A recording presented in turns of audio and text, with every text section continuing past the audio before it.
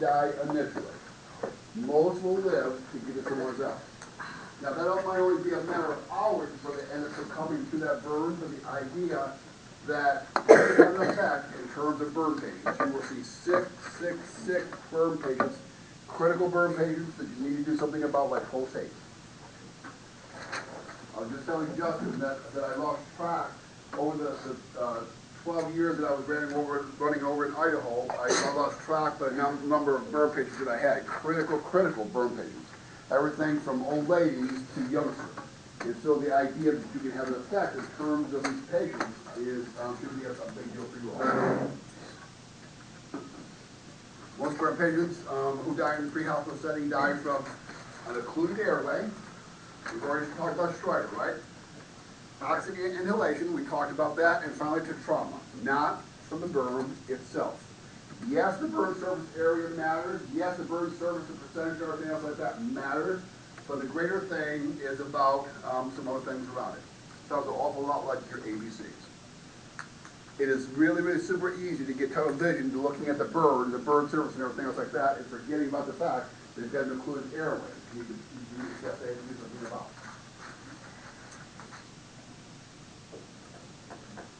Swelling in the face or throat may cause airway closure quickly. So the idea that outside of stridor, what other sounds might you hear for somebody with an airway issue from burns? Gurgling. Yeah, that's not good. That's gurgling. Gurgling in terms of fluid, yes. But there's something specific to burns. What? Wheezing definitely into the lungs. Good. What else? So have you ever eaten a real hot food and it's like it's like this feeling in your throat? They call it a hot potato throat. Okay, and by that your patient sounds hoarse. Okay, so hoarse leads into stridor. If you want to know about early signs of an impending airway issue with burns, think about your patient that's hoarse. Okay, early clue. You want to be in your A game, you're listening for that. Inhalation of superheated air may cause the lining of the larynx to swell, fluid to accumulate in the lungs. Inhalation of smoke and toxic may cause respiratory arrest, compromise, or the noxious fumes. So Charlie talked about it earlier, but the idea in terms of circumferential type burns, and especially to the chest, that is that the burns become such with full thickness type burns that actually will keep the chest from rising. Okay? And so literally what you're doing is you're walking in, and if we're talking about superficial burns to the chest, we're talking about that you do this escarotomy, that you go in, you cut here, here, and here to open up. You just lay it open in terms of that chest, so they can actually move the chest again. Okay? It can be done on the pre-hospital side. It typically is not in protocol, but the idea that one of those medical control things that they've got the circumferential type burns to the lung, to the chest, I should say. So this kiddo right here, what can you tell me about him? Severe swelling. Yep. You're swelling already. Hard airway, right? Yep. It would have been a hard airway initially for you, right? What else can you tell me about him? What is this right here? What depth of burn? That is a full thickness burn, folks. It isn't that black chart area, but the white area is definitely a full thickness type thing. So I would tell you, Brianne, you nailed it in terms of the amount of edema, okay? I will guarantee you this is not day one, this is not hours afterwards, this is days and days afterwards in terms of the burn, okay? And that's what happens with burn patients. They will swell and swell and swell. They would do something that's called third spacing. You should know this.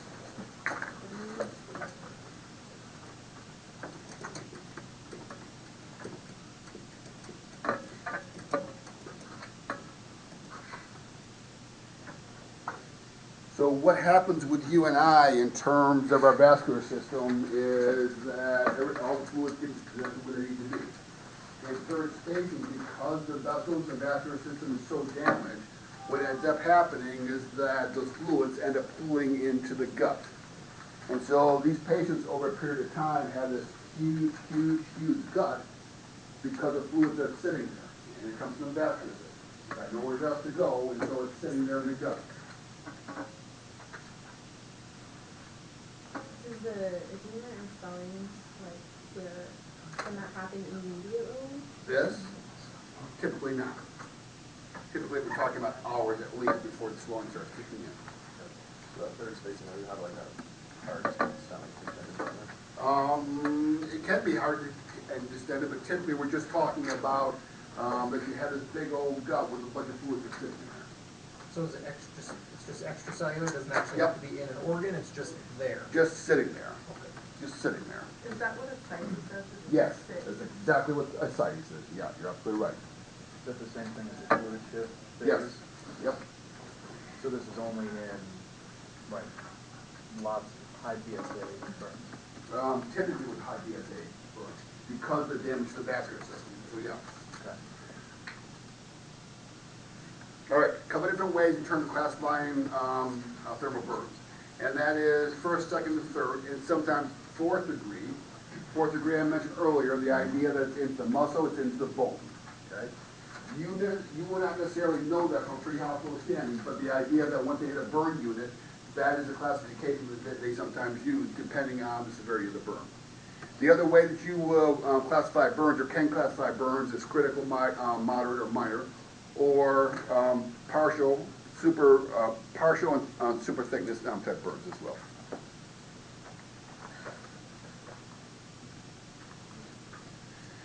So to this, first degree, second degree, third degree, and fourth degree. So first degree being superficial, second degree being partial, third degree being full thickness, and a fourth degree is the muscle into the bones that we talked about.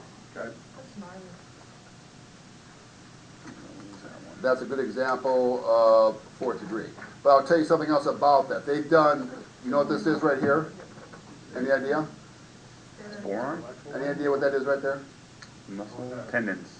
I'll guarantee you that they've done ascarotomy on that right there. That's like a fully open of that area right there.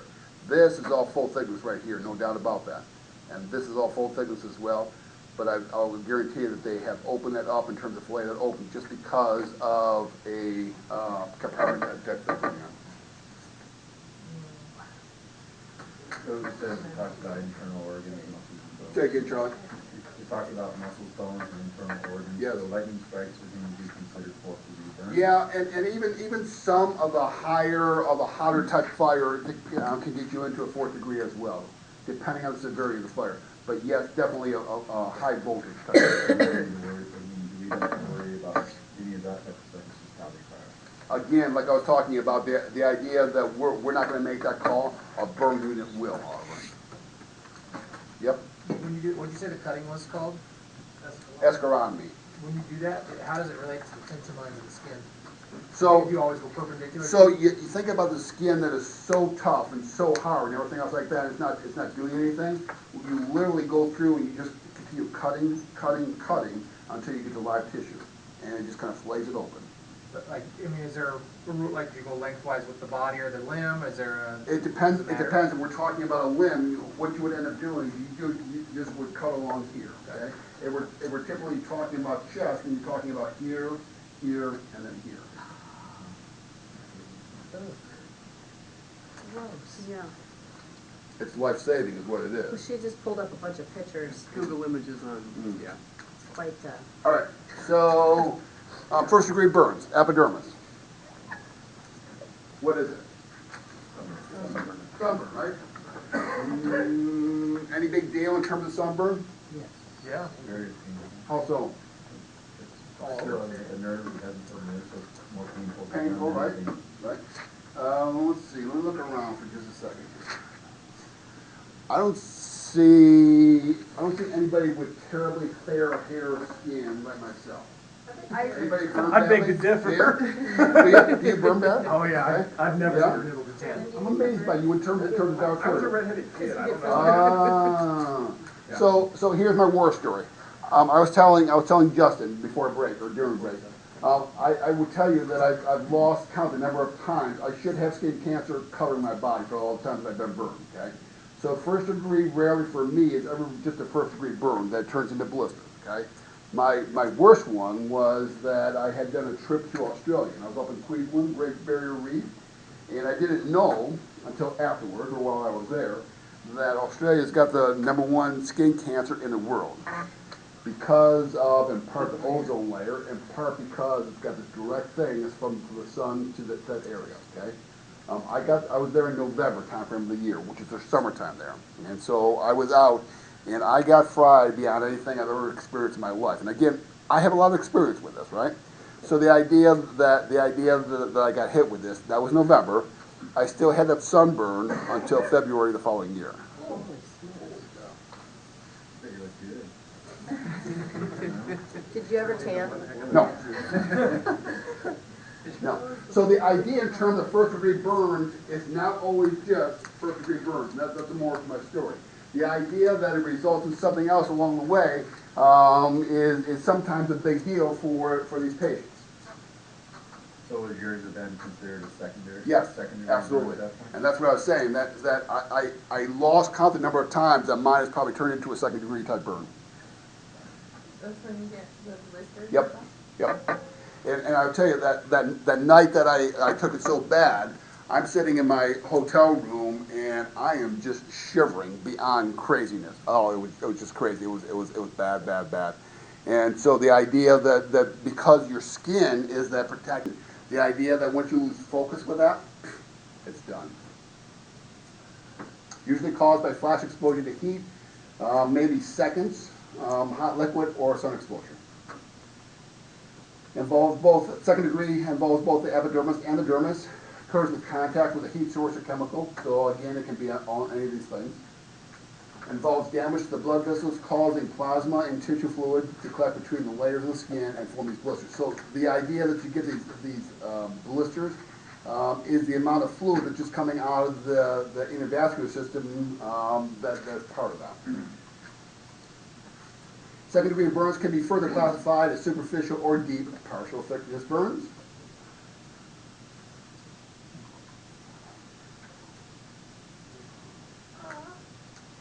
The idea that you've got blisters that show up here, and here, and here, and maybe a little bit on the hand as well. Did anybody read that article about the baby that EMS wrapped in Idaho was in Boise? They wrapped it in a foil blanket because it was new, and gave it second and third degree burns because they packed it with heat packs. I heard about that, yeah. Oh, man. They had the right intentions, they just went about it the wrong way. Right. Yep. It was within their protocols to It do that. Huh? was It within was the within their protocols. Yeah, except the way they did it was not in protocols. They actually had the heat packs right up against the skin. Oh, They had no barriers between it. The way I took it was that they had new heat packs that were not the same brand they used. Yeah. And everything they did was in congruence with their local protocols, but the new heat packs caused the burn. Oh, that part I didn't hear. Charged with negligence, I think. Would doubt it. So, deep partial thickness burns is right bordering on the edge of a full thickness burn. The idea that we're starting to get into the subcutaneous area, the dermis area, the idea that you got the sloughing of skin right here, the idea again that you got some blistering along the way, the sloughing of skin right here, will all kind of point towards that. Third degree burns. So everybody tells me that third degree burns don't hurt, and they're right, and they're wrong. Why? Because you can't just have a third degree burn, you're gonna have first, second, and third all around it. You've got and to that's where you have get at least a pain. partial thickness burn surrounding that. So yes, indeed, perhaps the chart area that we're talking about, but the idea like they're not in pain just because they happen to be covered with full thickness burns does not work. So just know that pain management and burns is one of your biggest things that you're going to do in life.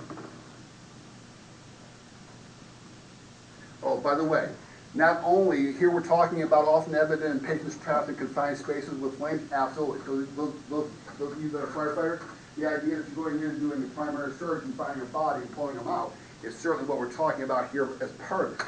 But in addition to that, if they're trapped in this right here, what else are they set up for? We already talked about the airways being thin. So they got two major strikes against them even from the start. They It's not just the bird surface area, but the idea in terms of airway.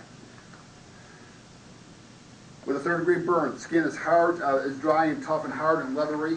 Color varies from white. My experience has been this white area, although there's been some black areas in terms of the skin that I've seen. Eschar then is the tough, leathery, dead, soft tissue formed in full thickness burns. That's why we call it escharotomy that we're going to do with compartment syndrome type thing. You know, when the body does it automatically, or not doesn't automatically, like how his hand is that the escharotomy, or the skin's just, the skin is just split open? So the skin is just split open, that's all it is on this particular one. Talked about this already, the idea that this is painful beyond anybody's belief. 4th degree burns, we kind of talked about already, that not so much from a pre-hospital standpoint, but the idea that it gets down into the bone, into the muscle as well.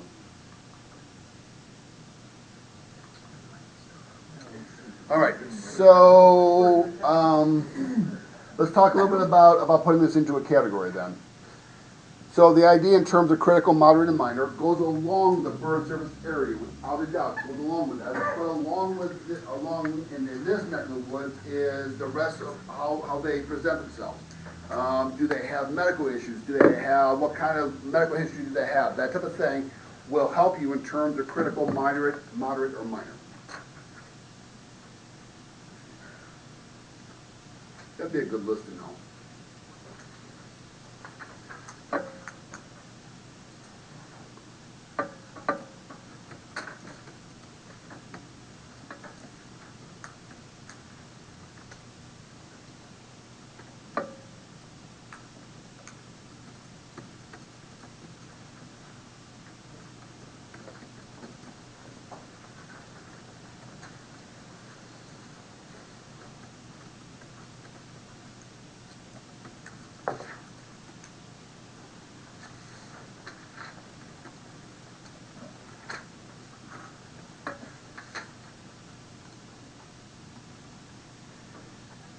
So we talked about age earlier. We talked about the elderly and the youngsters as being a problem. Why doesn't pre-existing medical conditions play into this at all?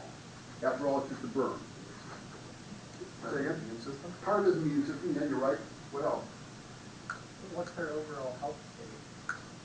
Okay, so if I tell you that this is a 64-year-old male patient that has a history of COPD and CHF.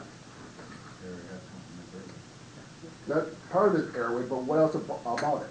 The brain just generally has more subtle recovery. There you go. So it's already a set to begin with in terms of whatever that medical history is along the way.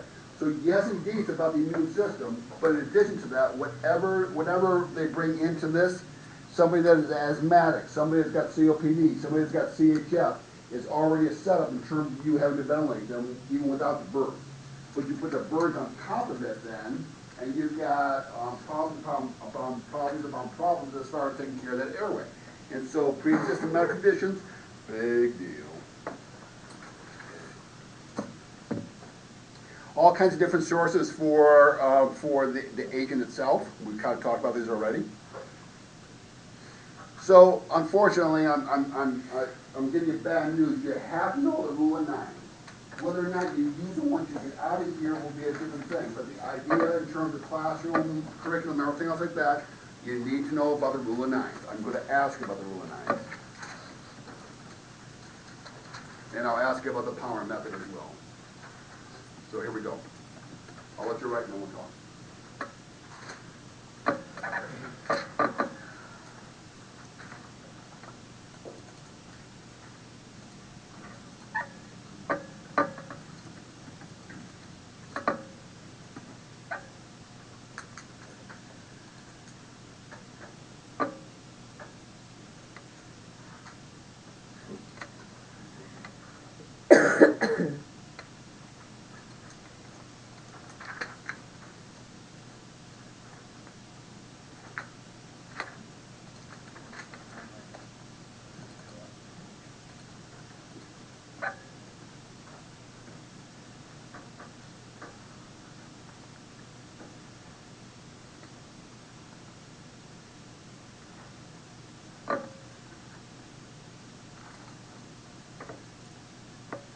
Now, you may, there's a number of different apps that are pretty good about the rule of nines are out there. You may think about it, if you haven't already, downloading some sort of an app that can give you this. Because I'll tell you that as long as I've been doing this, I have to struggle back and forth in terms of thinking about the rule of nines itself, okay?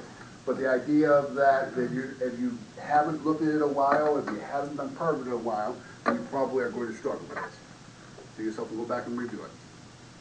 Really, what's the matter on our end as far as just giving an update? Yeah, good question, and I mean, that's a reasonable question to ask. The idea more than anything else is when you're in classroom, it's a number to come up with. When you're on scene, the idea that you're giving some sort of a picture, you're painting a picture for the receiving facility. The reality is exactly as you said, they're going to do their own assessment determination along the way. So, in answer to your question, because it gives you general number more than anything else.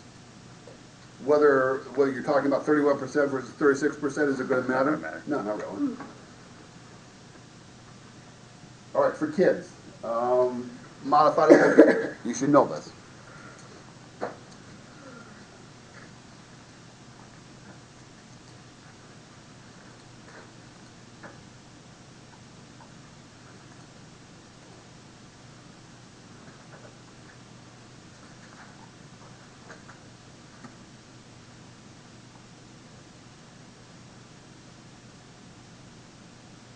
So you have variable written down on those ones, here they actually give you.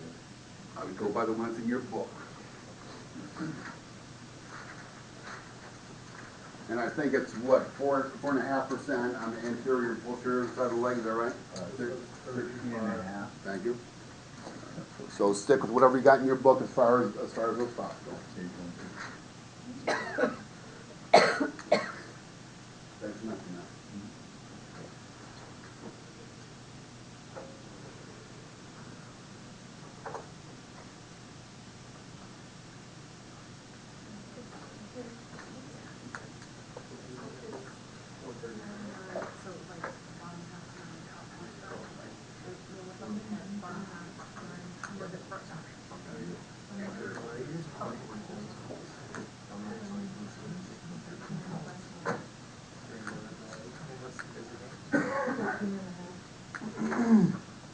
There you go. So the idea in terms of kiddos, usually over the age of 1 year old, for each year beyond 1 year of age, add 0.5% to each leg, subtract 1%. I don't care that you know this, okay? Stick with what you got in the book. I don't care that you know the slide. Infants, yet just a wee bit different. Sorry. That's closer to the one that's in the book. Is it? Yes. Yeah.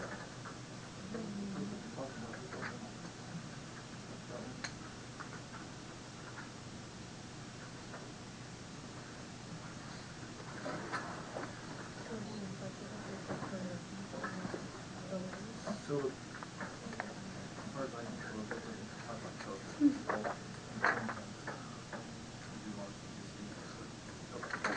Still don't worry about this. 133. Eventually. All right, so while we're here, we need to talk about the Palmer method. And that is, we're talking about the child's palm, and we're talking about the palm here. We're not talking about the whole hand, we're talking about the palm here. Child's palm represents 1%.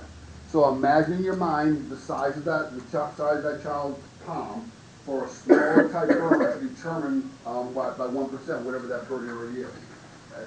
It's one of the ways of thinking about this. Typically for children only.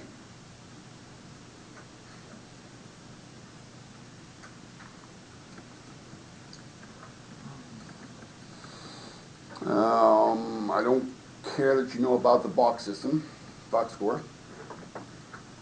Systemic complications I do care about. Okay? You should know this. So not only the burn itself, not only the airway issue itself, but the other complications that go along with it. Hypothermia should be given to you already. Eschar should be given to you already in terms of full thickness burn. In fact, these, without a doubt, all this should be common sense to you all. Organ failure over a longer period of time, not so much in terms of you and I on the pre-hospital side. And then finally, ascites. Ascites is third spacing that I already mentioned. fluids into the gut. Huge shift of fluids into the gut. What that is, It mentions that in the book at all, does it? about a size of current spacing. I looked for it in the book in the back, and I didn't see it. Okay, So I looked it up online. despite all that, you need to know it, guys. It calls it the fluid shift phase Oh, of it does? the, Oh, okay. Okay, Jackson's theory of wounds, 126. 126. Just different terminology.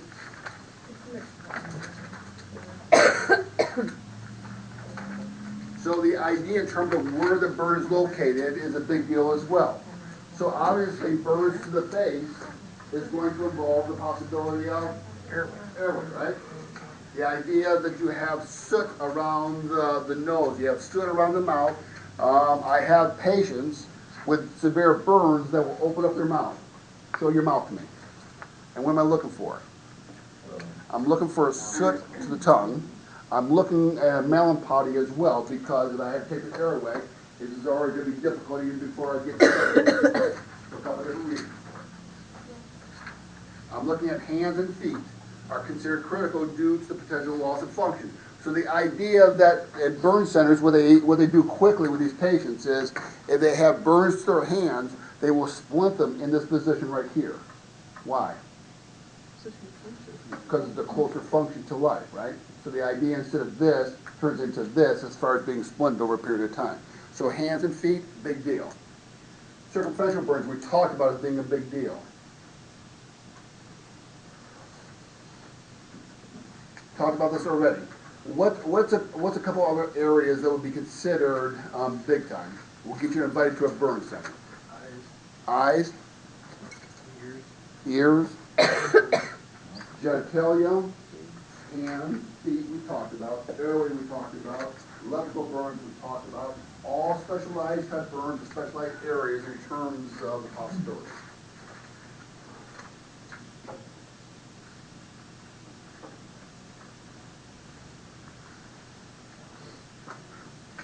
There's a good example of escharotomy right there. On the left. You may have already answered this, but is having invented this to like ward off compartment syndrome? Yeah. Is that explained? Yeah. Yeah, and sometimes, Jerry, they will do it, you see the bleeding right here? They've gone down to live tissue. Sometimes they will do this proactively just because they believe it's going to turn into a circumferential type issue. And how long does that stand for? I'm sorry, say again? How long does it, until it sets in? You can see it on the pre-hospital side. You can see some of our patients that have been affected so severely with hot burns that you can see it. But in hospital, typically within hours. How long do they leave them open like that? For a long time. It's not a concern to them once they open up like that. It's not. Do they stitch them back together? Eventually, over a long period of Or time. is it like the skin starts to? No, they suture back together again. You're on pretty heavy pain meds, right? Oh, without a doubt. Okay. Without a doubt. Heard a while ago, you don't give pain So- meds to a so burn if victim. you, if you haven't heard me already, one of the biggest things you can do for your patients is pain management. Okay? We'll get there and we'll talk about it. But the idea that you will end up carrying probably 2 vials of fentanyl, about 200 mics. You might carry morphine on top of that, somewhere around 20 milligrams, give or take. If you somehow believe that you throw all that at them and you're going to touch the pain at all with this, think again. They won't even come close. You could dump, once they get in hospital, they end up on a fentanyl drip. So the idea that we can over-medicate them with narcotics, not so much. Doesn't exist. Talked about this already. So we talked about age. The idea of under 5 and greater than 55 years of age is less tolerant to burn injury. Okay? I'll let you write and then we'll talk.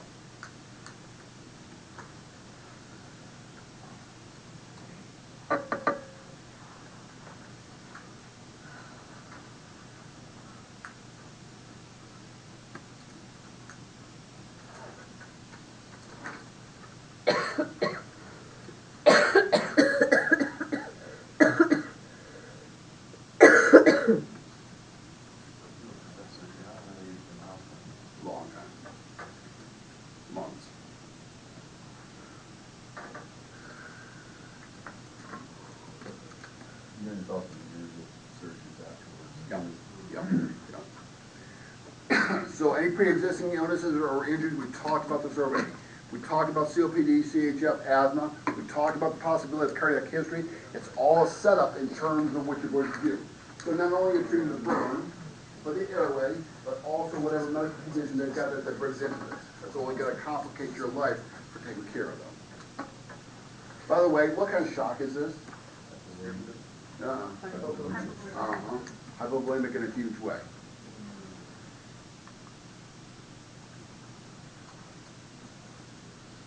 Talked about this, unfortunately, consideration in terms of child abuse. I'll share my story with you today, and I'll tell you about the result of it as we talk about kids in months to come. I was telling Justin, this was when I was still over working for Cooney, and I happened to be on call this morning. I was going out for a run, happened to get called for this, for a structure fire over in Coeur d'Alene. And pull up thinking that there would be something with fire that morning, only to find out that there was a child, about a 2-year-old child, that was inside of an ambulance. And there was a paramedic that was taking care of him. And so they directed me to help him. This child had been inside. Mom and boyfriend were out back in a trailer during the night doing meth, and left the child laying on the couch. Windows open, rays flying, and candles burning. So you can imagine the mechanism based on the drapes catching on fire and burning the house. This child was covered 100%, full thickness, burns. Full thickness, burns.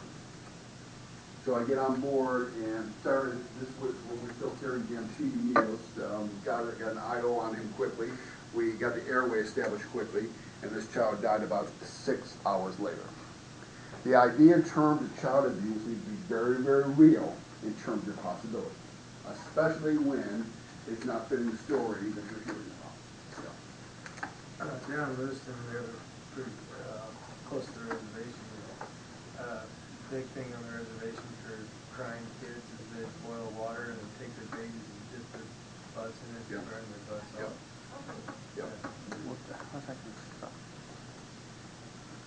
So you should know this right here. This is kind of big for you all. What makes up critical burns in us old guys, old gals?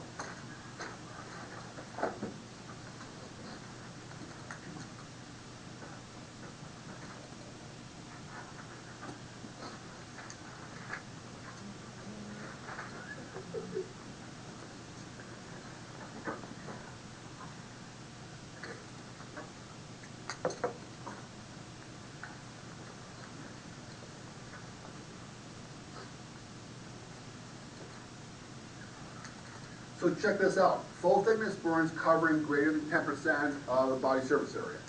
It doesn't need a whole lot of burns in terms of total burn percentage to get you invited to a burn center. That is, that as little as 10 to 15%, they'll make a decision about whether or not they're going to hang out here in Spokane versus going to Harborview over in Seattle.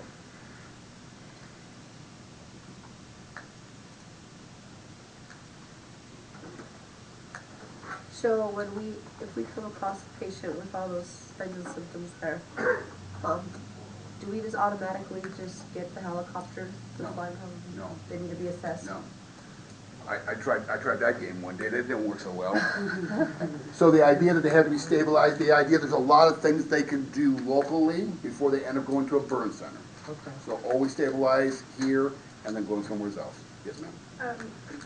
Back to the escharotomy, is that's just the skin, where as opposed to the fasciotomy is down into the muscle? Correct. Correct. So typically for burns, we're talking about escharotomy and not a fasciotomy per se. For you? Absolutely. Unless you can tell me where it is in the book. Page 299. How did I do? I was way off. About 150 off. That's spinal Spinal injury. cord syndrome. So the old guys are 55 and older, right? Yeah. 61 falls in that category. Before the house, I can You're welcome. You always got my back, I see. I do. That goes back to the penetrating injuries. Yeah, pretty close. He does watch the city behind him. All right, so with kids, as you can imagine, as we've already been talking about, the idea that a child with a full or partial thickness burns greater than 20% is invited to a burn center. For all the reasons we're talking about. Yes, the burn percentage, but the idea in terms of all the other things that will surround that child is a part of this as well. I talked about already the idea in terms of any burns that include superficial burns to the hands, feet, eyes, ears, or genitalia will also frequently get invited to a burn center. Moderate burns. So the idea that I showed you critical burns and now moderate burns, the idea that this gets just another laundry list of who's going to burn centers based on it. And I don't care so much that you remember the slide, but just the idea that there's certain percentages that will get you invited to intensive care. And intensive care usually is a burn center.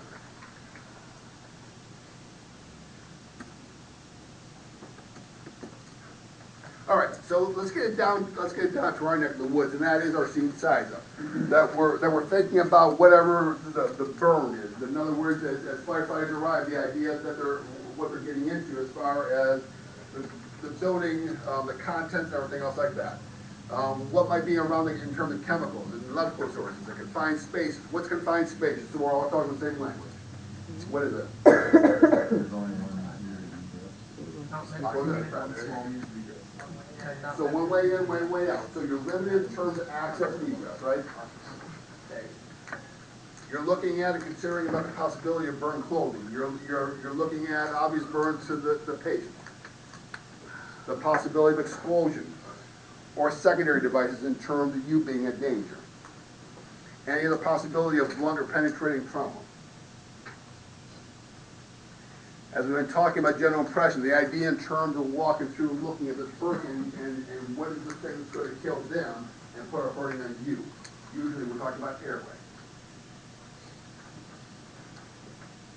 Talked about this already, this stridor or hoarseness. Again, if you get your patient that is kind of sounding that muffled voice type of thing, that's the person that's getting ready in the next couple of minutes to do with the airway, maybe result in stridor.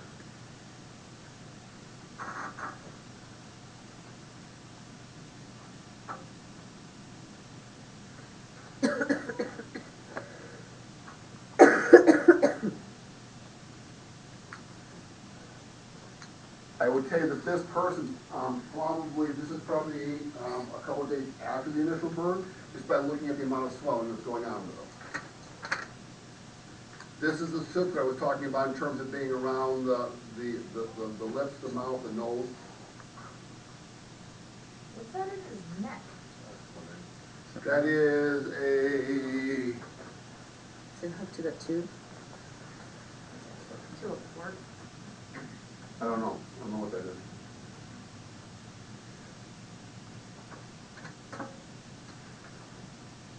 So this morning we talked about hydroxycobalamin. There is an old-time cyno kit that's still out there that is kind of a three-step process that they've kind of gone away from in the industry and in favor of this right here.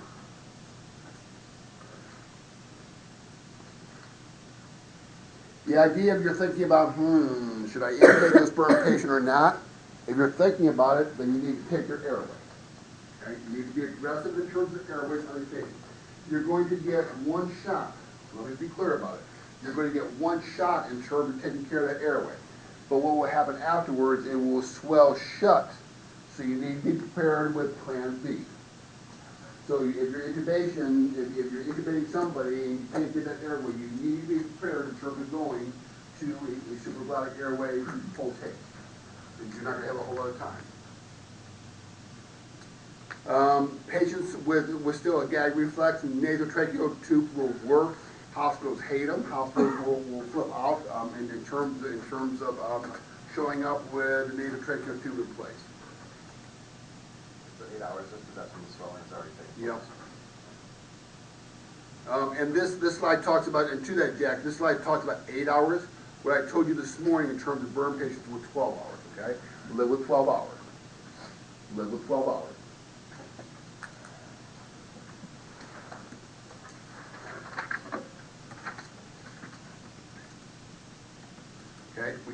about this huge shift of fluid that usually ends up in the abdomen, and so the idea they're gonna lose a whole bunch of fluids along the way. That's why we're gonna start talking about the partial bird formula here in just a second.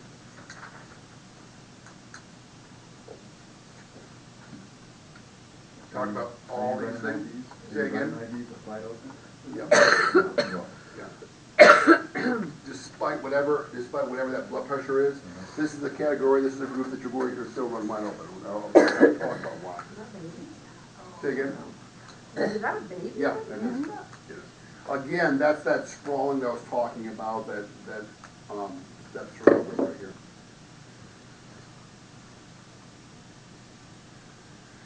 So what's the problem in terms of cooling your patient?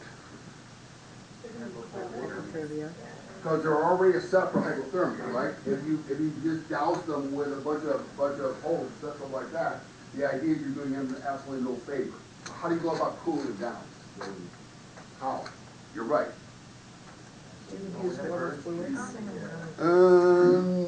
Kind of like. I don't know, do you? I don't think I would do it. That's the burning process. There you go. So the answer is yes. So once the burning process is cool. But don't assume that, okay? You show up on scene and you assume that the burning process is done and over with, not necessarily the case. Okay? So the idea that you cool them down by body system, in other words, you cool them down in terms of chest, you kind of dab that off, you cool them down in terms of arms, you dab that off, you cool them down in terms of legs, you kind of dab that off. Instead of just dousing them with a hose along the way, does you no favor. Charlie? I know that the city's now carrying, I don't know anymore or not, they have this new gel type of item that you can slap onto that draws a lot of the heat out. Hang on to that thought. Thank you for bringing that up. Hang on to that thought. There are so many different versions, there's some just for faces that, different sizes, there's some that are big sheets, so if you do, our outfits, a lot of the folks have it. I went on that fire that was out at Fort William, our ship didn't carry this time, okay, so we had to steal it from the other side. You stole it? Yeah, we stole it. Oh, wow. Did you catch it? So I think this is what you're talking about. One of our rigs is the So what this is essentially to cool a bird down, okay? At the same time, you're gonna draw some of the pain away from whatever's going on. So this is fairly new in the market. I probably had this sitting around for, I don't know, 6 or 8 months. I think I did a webinar about 10 months ago that kind of talked about this. And they've got these in various sizes. So I just happened to get a small one, but they've got these that you can actually cool down the entire trunk of the body. And so you're just laying it on the surface, you're kind of cooling it off, and some of that pain is drawn out and that as well. So I'll kind of pass this around.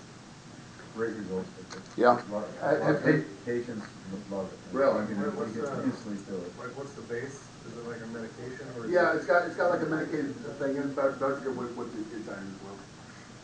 So for us low budget companies, are we just dousing them with Yeah, saline? but again, saline or a whole garden hose or something like that, but again, don't douse the entire Yeah. body, just do it in portions.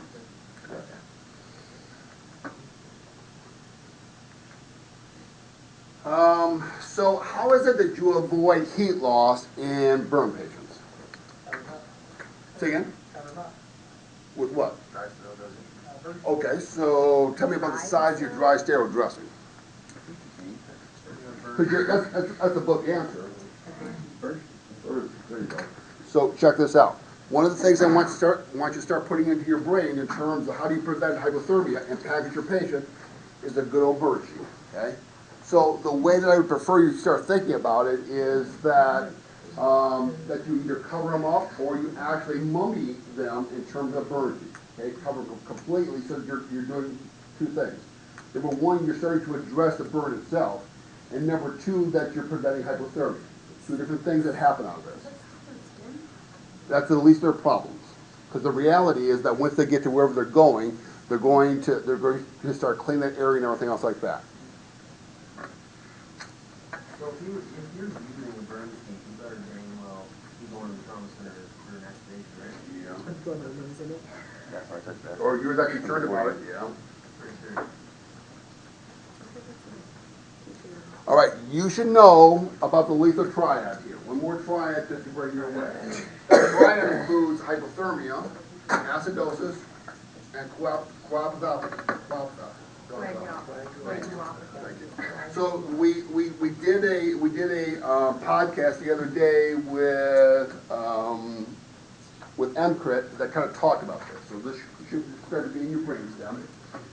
You should know this though.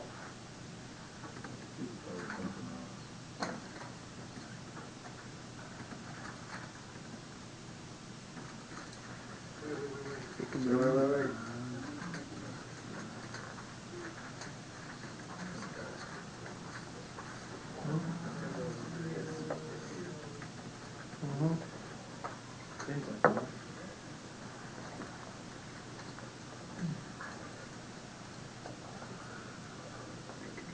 BLS treatment. So the idea that we are applying dry doesn't necessarily have to be steroid dressing. Everybody's talking about steroid dressing, but the idea that you're putting at least clean dressings onto that burn itself, okay? And for years and years, we've gone back and forth between wet dressings versus dry dressings versus wet dressings versus dry dressings. And so with this, it's a little more introduction in terms of whether or not what's the best dressing along the way, okay? Currently, the thinking is still towards a dry dressing on the burn itself. I always wonder about if it sticks. It does stick. But like I said, to live back here, the idea that is still the least of problems in the overall scheme of things. Well, I mean, if you're putting on wet dressings, aren't you contributing to the hypothermia? Absolutely, that's the problem. That part is like, Yeah. So I talked about this earlier. This is the RAD 57 that I was telling you about. This is one way of assessing about the carbon monoxide. And remember that any time they were treating a burn victim, there's a good chance they got carbon monoxide on board, and they got cyanide on board. And so it's all considerations in terms of what's going on with your patient. This just shoots up, and you see the CO right here. This just shoots up in terms of the number right here. And like I talked about this morning, there's different ranges along the way. But what will get you invited to a hyperbaric medicine is something about 25%. I had was not burned, but I had a gentleman a number of years ago over in Post Falls that decided that he wanted to take his own life and parked himself inside of a garage, inside of a car. The car was running. Neighbors somehow found out that he was sitting there. We got called and gave this guy. I hooked up a RAD 57 initially on this guy, and he was popping at about 48% or so, which is huge numbers. Got the airway established on him, and by the time that we got to the hospital, we were able to bag him down to about 20% or so. So one more reason in terms of ventilation, that's going to be a big deal for carbon monoxide. So IV fluid resuscitation, let's talk. The idea that we can't put an IV through where a burn exists is not true. The idea that you want to avoid it if possible, but the idea that just because they had that burn in their AC doesn't mean that you can't use it. You want to use, so we're using Tegaderm and everything else like that. The idea that you want to use Kerlix to help keep it in place will be one of your friends. IO is a good option, but the IO should be an issue if you believe the burn is severe enough into the vote. All right, so you need to know this. I'll shut up and let you write.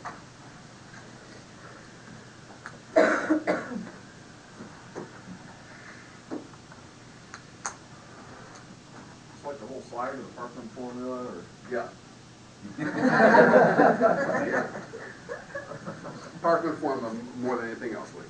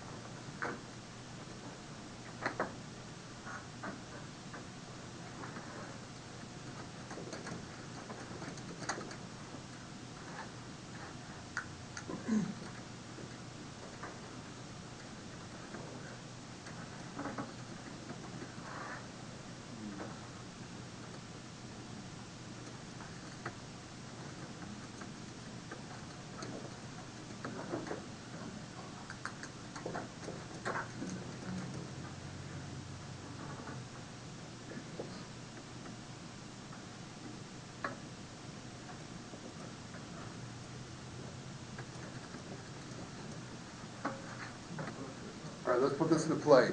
You have a patient who weighs, we'll make it simple. You have a patient who weighs 100 kilograms. It's burned 36% of his body. How much fluid does he need? 24 hours. 100 kilograms? He's 100 kilograms. 1,200, so the 4 times 1,200 or 12,000? 12,000. 12,000 over a 24-hour period of time. You do 0.36, or do you? You could do 0.36, yeah. You can do it. Okay. So, that's what he needs over 24 hours. How much does he need in the first 8 hours? He needs 6,000 or 6 liters in the first 8 hours. So the idea that we can have an effect in terms of starting this in the pre-hospital setting is on you. Sorry, I don't understand how you came up with 6,000. Because what he needs over a 24-hour period of time is 12,000. Half of it, not even 24 hours, the second and last. Okay, so you use the 36 as a whole number then? Yes. Okay, sorry. Well, that's the number I came up with. That's what I came up with too, yeah. They're saying it's been running Yes. at 12. Yes. 12? Okay, so to that, you can play a part in terms of IV fluids in the field. Unlike everything we're talking about with shock where it's going to be limited, this is the patient you can run full bore until you get to the hospital. So what's going to happen at the hospital? They're gonna wanna know how much you're doing, Why? so they can add it in. Absolutely. Whatever we gave in the pre-hospital setting gets rolled into what they're going to do for the rest of the thing. Okay, so you need to hand off the amount of fluid that you start. If you started 2 lines, how much you run between the 2 different lines? Okay?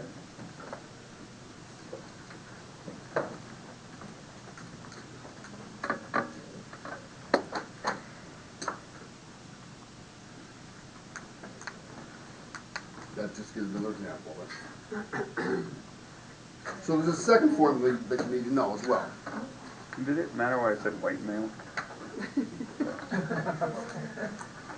Sickle cell anemia, just, I don't know. Second formula. So, in situations where transport times are under an hour, an initial bolus of 0.25 milliliters for every kilogram multiplied by the percentage of burn. So the formula looks like this right here. That's transport under an hour? Yes. This is part of the Parkland? No. A different? Completely separate. Does it have a name? See it? Does it have a name? Perhaps, I don't know. Not the Parkland formula. You want us to know this one as well? Yes, I do. I need a name. Second. Second. We're gonna call it, how about we call this brand formula? Okay? Ah. Does that work for you? If you patent it, then I get my name. Good luck with that. Yes, Jessica. So, okay, so the formula, I'm just looking at the Parkland formula to get the, yeah, so how do you get 9,840 in 24 hours? Where's the conversion? Because I come out with 98.4. So what do I need to convert? You use 30 instead of 0.3. Yeah, don't use the percentage, just use the Use actual over number. 30. But it's a percentage. I know. You can't, that's not logical math. It's not like. You could add it. make it 300% then. Make it 30,000. There you go. You're being Okay. specific. Okay, so you've had your hissy fit, let's go on, okay? Cody? This is for critical burn? Yes, it's for critical burns. This is not the garden variety, 1% type burns, okay? This is critical burns. So why do we need to know this formula? Why can't we just give them as much fluid as we can until we consider ours? So you're absolutely right, and yet, it's a curriculum type issue in terms of knowing what the formula is, okay? And I've got some more good news for you about that in just a second. Gerald? I thought you said that half of it had to be done within the first 8 hours. Correct. So that should be closer to 2,500 cc. What they're talking about, Oh, per hour. yes, that's all they're talking about in terms of how fast you're gonna run. Thank you. All right, so what John was talking about is spot on. You get one more thing, what do I need to know this? It's a curriculum type thing, you'll see it, this is a registry, it shows up in registry questions, and so henceforth it's gonna show up my test as well. And so to that, what you're gonna use in the field, you're gonna run it wide open, you're going to go back and evaluate how much you've given, you're gonna report it to somebody else. Case done. So here's the rest of the story, it's kind of interesting. Within the last couple of years, there's been some discussion, some talk going on that we don't need to be running fluids as much as we have been on these patients, because in years past, as you can see with this, we're just running full bore, no big deal at all. So do you suppose there's some problems with these patients, especially if they got COPD, CHF, asthma, in terms of just filling up with a bunch of fluids along the way? Who's drowning? Absolutely. So the idea that we're probably walking away from this idea, or this thought process, this theory, about running just fluids wide open, but we're not there yet. So if you don't, you get a history of them by a bystander or whatever, Yeah. and they do not have any of those Yeah. diseases. And critical burns, I'd still run them wide open for Okay. now. But changes are coming. I Oh, can tell you. okay, you would run them wide open no matter what they're, No, what I'm saying Okay, is, gotcha. if they don't have a significant medical history like we talked about, I'm probably gonna run them wide open in terms of fluids. okay, If they've got that significant medical history, I'm probably gonna be a little bit smarter about it. okay. Yeah, That last equation, you said that's the amount of fluid per hour, is that correct? this one here, Yeah. yes. Under an hour.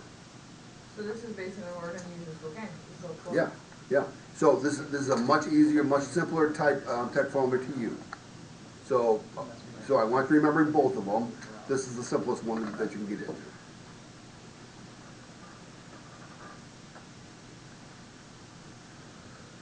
Here we go? All right.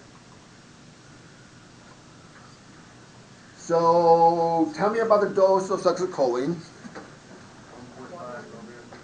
What's the range? 1.5 milligrams per kilogram, right? Can we use fentanyl in these patients? Absolutely, it should be used, lots of fentanyl in these patients. Can we use etomidate in these patients? What's the dose on etomidate? 0.1 to 0.3 milligrams per kilogram, okay? Can we, if they've had a head injury that's going along with this, do we want to be using lidocaine? What's the dose of lidocaine? 1 milligram per kilogram, right? So the idea in terms of getting your act together as far as different medications does not change.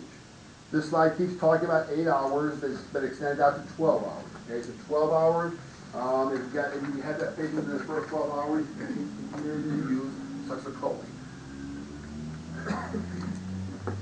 So how would that go? Would that go fentanyl, lidocaine, dominate stuff? Mm-hmm. This is exactly how we've been talking about it. Questions to that? So in the end, the summary is that there's a lot of information there. There's a lot in terms you need to know about the different percentages, the rule of nines. You need to know in terms of minor versus partial thickness versus full thickness, first, second, third degree burns. You need to know all of that. You need to be into partial burn formula. You need to know that second formula. Jackson rule, Jackson theory of burns. You need to know about that. Questions at all about this?